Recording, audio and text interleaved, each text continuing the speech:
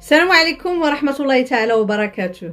قال لك القفطان تاعهم صحاب القفطان ديالنا. شوفوا معايا هذا الفيديو هذا وبارطاجيوه ويعطيكم الستر. شوفوا التعاليق هانتوما شحال السومه بالجزائر. واش كاين توصل للجزائر من فضلك؟ الله يبارك. شحال بالدراهم تاعنا الدينار الجزائري؟ واش كاين توصل للوهران من فضلك؟ 1400 درهم.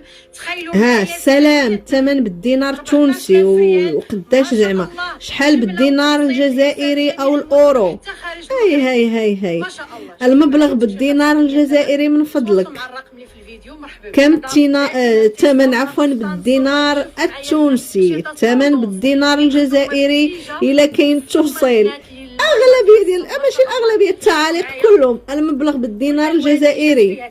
هانتوما المبلغ بالدينار الجزائري، الثمن بالدينار التونسي، الثمن بالدينار الجزائري. السلام عليكم. كاين الوصول للجزائر زعما الله يعطينا وجهكم. شحال بالدينار الجزائري؟ واش كاين توصيل؟ المبلغ يعني التونسي كم ثمن من فضلكم؟ كم ثمن التوصيل لتونس؟ كم ثمن بالدينار التونسي؟ السعر بالدينار الجزائري شحال بالدينار الجزائري؟ كم سعر بالدينار الجزائري؟ كم الثمن وتبعت للجزائر؟ دابا هادو التعاليق اللي مكتوبين. ما شاء الله شوفوا اللوينات والتكشيطه ما شاء الله. البنات هادو اللي تيديروا ما شاء الله حنا من الجزائر. معايا 700 درهم. 14 السعر بالجزائري، السعر بالدينار رقمكم حتى خارج المغرب ما شاء الله. شوفوا معايا تكشيطه ب 700 ثمن للجزائر. الله يخليك. دائما تصدمنا. انا من الجزائر. واش كاين توصيل وشحال؟ وشحال الجزائر من فضلك؟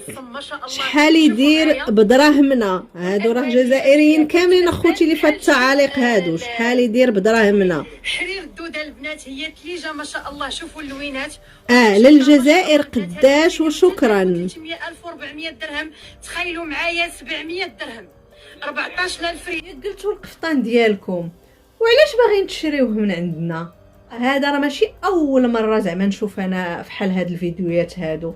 ديما كنشوفهم هاجمين على الصفحات المغربيه وعلى الناس اللي كيبيعوا يعني في الفيسبوك ولا في الانستغرام. يعني مغاربه كيبيعوا، الجزائريين بكل يعني جرأة كيدخلوا للتعاليق وكيسولوا واش توصيل وحكا وانا كنبيعوا السلعه. وكاينين الناس جزائريين كانوا عندهم صفحات كانوا شحال هادي كيبقاو يقولوا جبنا السلعه من المغرب وهذه السلعه ديال المغرب وتقدينا من المغرب وهذه. ولكن مؤخرا حتى هما بدلوا ولاو كيقول لك حكا القفطان جزائري. كانوا شحال هادي كيقول لك القفطان مغربي وجبناه من المغرب. دابا جاتهم تعليمات ما بقاوش يعني يعاودوا هاد الهضره هادي. المهم هاد المقطع هذا غير شويه من بزاف هجوم على واحد المغربيه كتبيع القفطان المغربي. الجزائريين داخلين كيسولوها باغيين يتقداو السلعه. وشفتوا التعاليق يعني اللي كاينه في هذا الفيديو هذا كلهم جزائريين كيسولوا واش كاين توصيل للجزائر.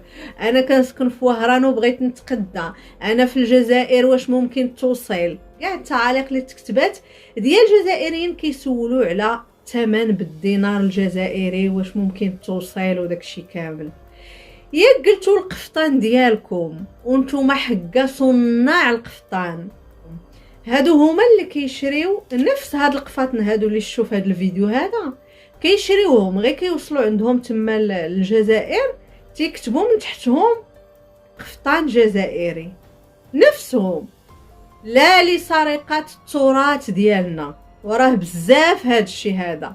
يجب الحد من تصدير القفطان المغربي للكراغيله. وخاص المسؤولين ديالنا يديروا قانون وعقوبه لاي واحد كيساهم شي صفه التراث المغربي لهاد الناس هادو اللي كيسرقوه من بعد وكيقول لك ديالنا. ولكن الصراحه راه كاين شي مغاربه واخا يعرفوا يشدوا الطريق برجليهم حتى يوصلوه ليهم. القفطان مغربي وكيجي غير على المرأة المغربيه مع احترامي يعني العيالات الاخرين صراحه. دابا باش كيضحكوني هاد الناس هادو فاش كيلبسوا القفطان. تخيلوا دابا كتقول لك القفطان تاعنا ولابسه واحد القفطان اللي لبسناه حنا مثلا في 2000 ولا في 99.